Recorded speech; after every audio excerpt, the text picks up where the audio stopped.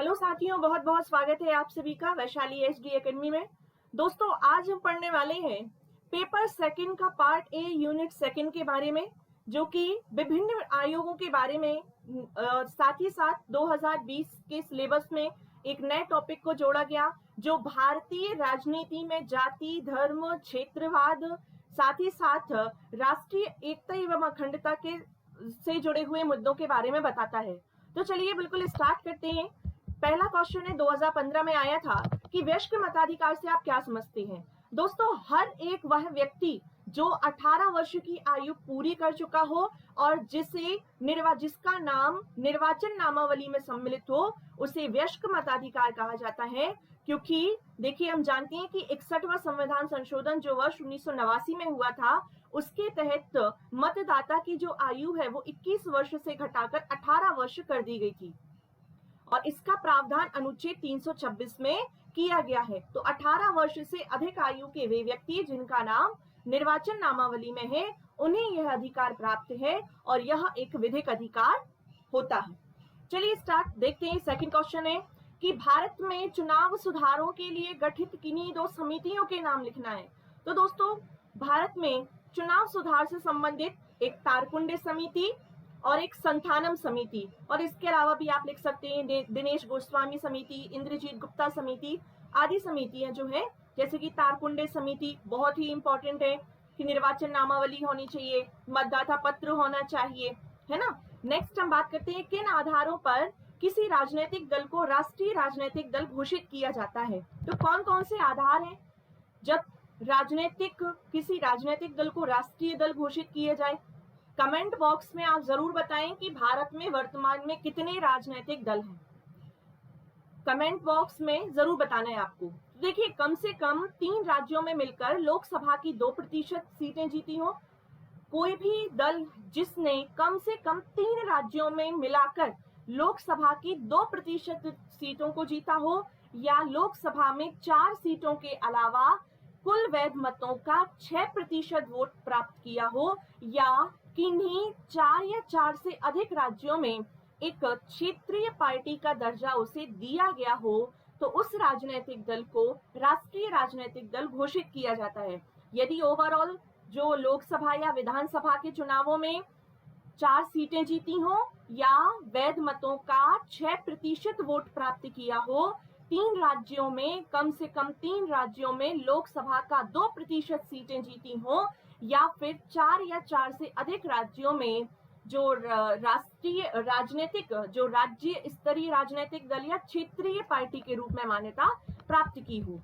भारत के नियंत्रक एवं महालेखा परीक्षक की भूमिका की व्याख्या कीजिए। तो क्या है, कौन है नियंत्रक एवं महालेखा परीक्षक? तो जिसका वर्णन अनुच्छेद 148 से लेकर 151 में किया गया है, जिसकी नियुक्ति राष्ट्रपति के द्वारा की जाती है।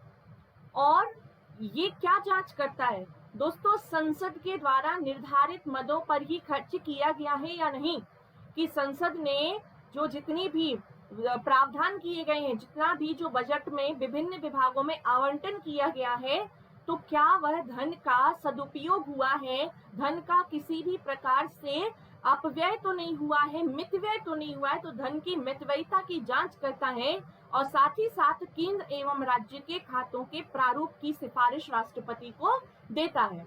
तो केंद्र जो नियंत्रक एवं महालेखा परीक्षक पूछ लिया गया है। प्रशासकीय न्यायाधिकरण अधिनियम वर्ष 1985 में वर्णित प्रमुख कार्य बताना है, कि जो प्रशासकीय न्यायाधिकरण अधिनियम 1985 है, इसका कार्य क्या है। देखिए, जितने भी जो केंद्र शासन के अधीन जितने अधिकारी और कर्मचारी हैं, उनके सेवा संबंधी विषयों में जो जितने भी विवाद होते हैं, उनके निपटारे के लिए ही अनुच्छेद 323 का और खा के अंतर्गत विभिन्न अधिकरणों की क्या की गई है, स्थापना की गई है। क्या शैने शैने भारत द्विदलीय प्रणाली की ओर बढ़ रहा है? ये 2014 का क्वेश्चन है। क्या ऐसा हो रहा है कि भारत में अब, तो पहले तो ये क्वेश्चन आया था कि भारत में द्विदलीय प्रणाली, और अब तो क्वेश्चन आ सकता है कि क्या भारत एक ही दल की ओर अग्रसर हो रहा है।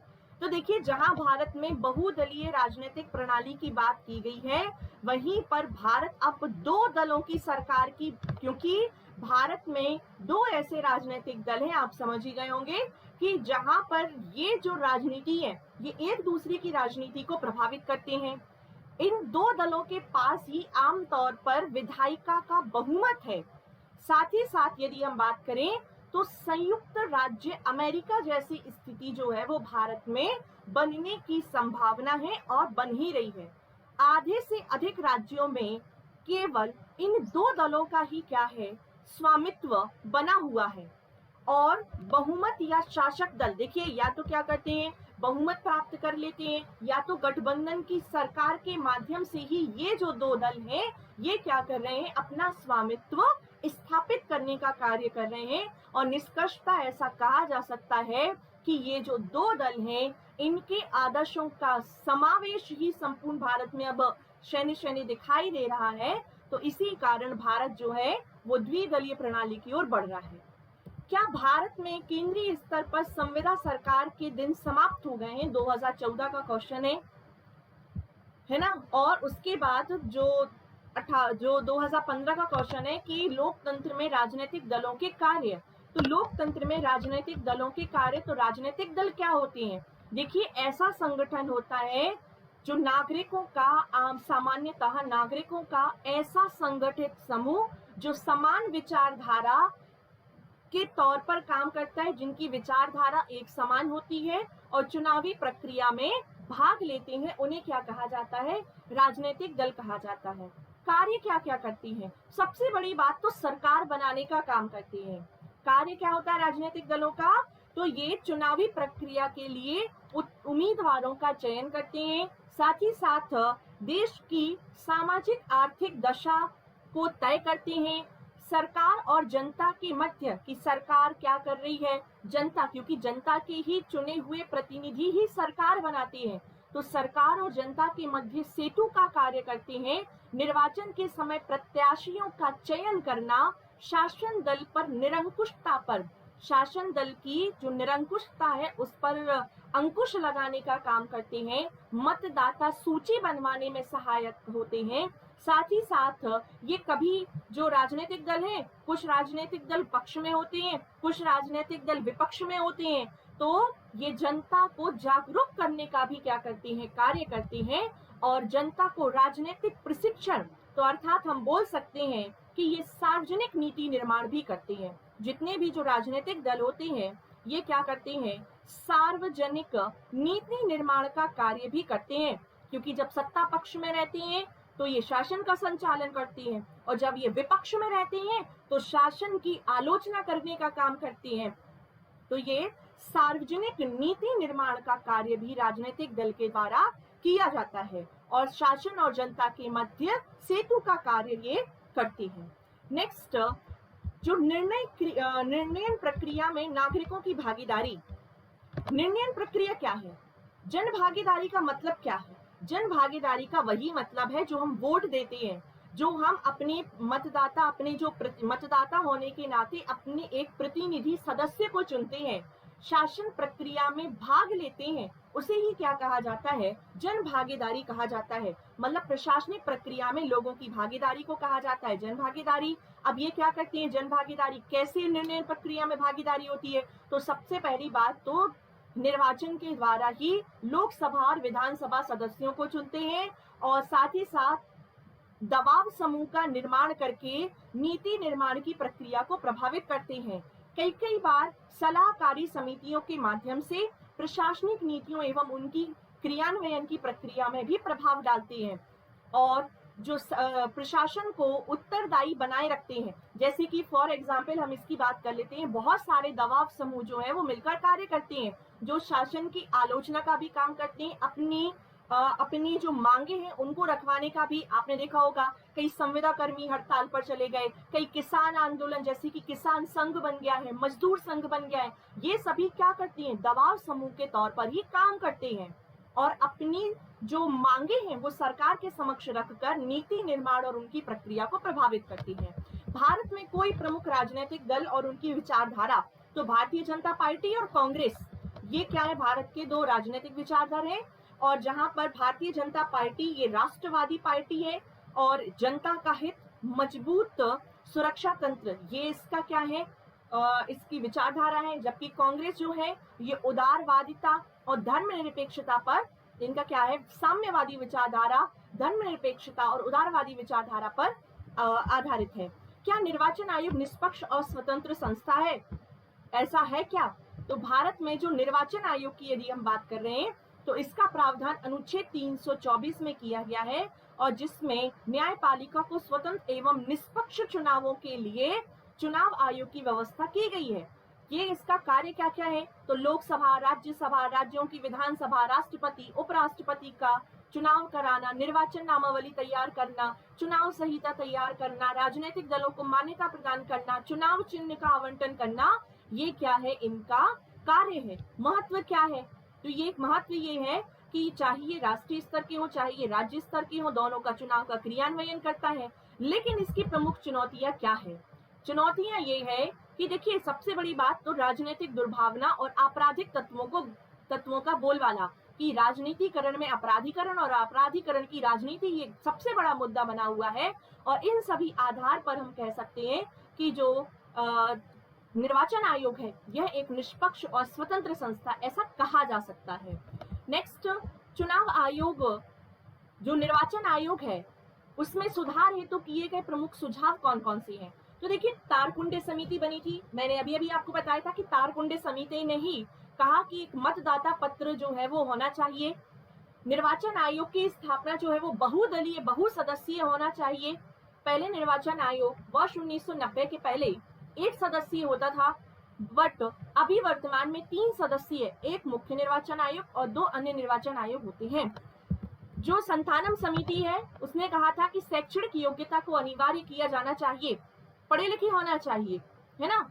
और इंद्रजीत गुप्ता समिति ने कहा कि करों से मुक्ति होना चाहिए। बहुत सारी इसके अलावा भी सिफारिशें दी गई थी कि जैसे कि जो दो निर्वाचन क्षेत्रों से अधिक चुनाव लड़ने पर प्रतिबंध लगाना चाहिए, ईवीएम के प्रयोग पर बल दिया जाना चाहिए, दल बदल कानून को नियमित करना चाहिए। ये जनप्रतिनिधित्व अधिनियम 1951 में कहा गया। लोक प्रतिनिधित्व अधिनियम में कहा गया कि यदि कोई आकस्मिक कारणों से कोई पद रिक्त हो जाता है तो 6 महीने के भीतर उस पद को पुनः मतदान के द्वारा भरा जाना चाहिए। तो इसके अलावा भी आप बहुत सारी समितियां लिख सकते हैं। भारत में चुनाव सुधारों की आवश्यकता, उपाय और चुनौतियों पर एक संक्षिप्त टिप्पणी लिखिए। तो क्यों जरूरी है भारत में चुनाव सुधार की आवश्यकता, क्या है? चुनाव सुधारों की आवश्यकता, सबसे पहले तो भारत एक लोकतांत्रिक राज्य है या भारत एक लोकतांत्रिक देश है, तो लोकतंत्र के मूल्यों के लिए जो है वो भारत में चुनाव सुधारों की आवश्यकता है।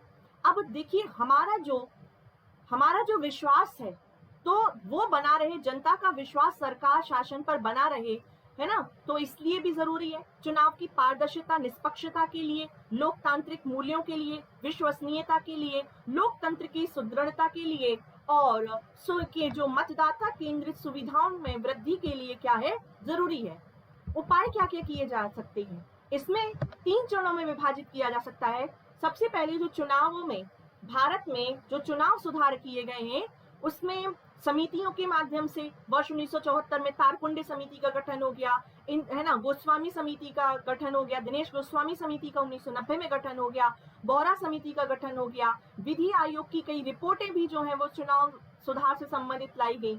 इसके लिए वर्ष 1996 के पहले कुछ सुधार हुए, 1996 का चुनाव सुधार हुआ, उसके बाद भी कुछ सुधार हुए और वर्तमान तक जो है क्या क्या सुधार हुए हैं वो देख लेते हैं।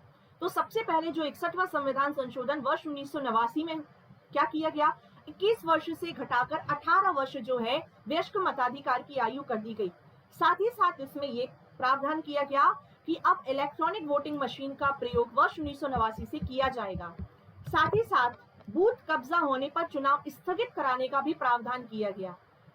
1996 के पश्चात उम्मीदवारों का नाम सूचीबद्ध किए गए। जो अभी वर्तमान में जो मतदाता पत्र में उम्मीदवारों का नाम जो सूचीबद्ध किया गया है विद फोटो, ये वर्ष 1996 के चुनाव सुधारों के बाद ही किया गया।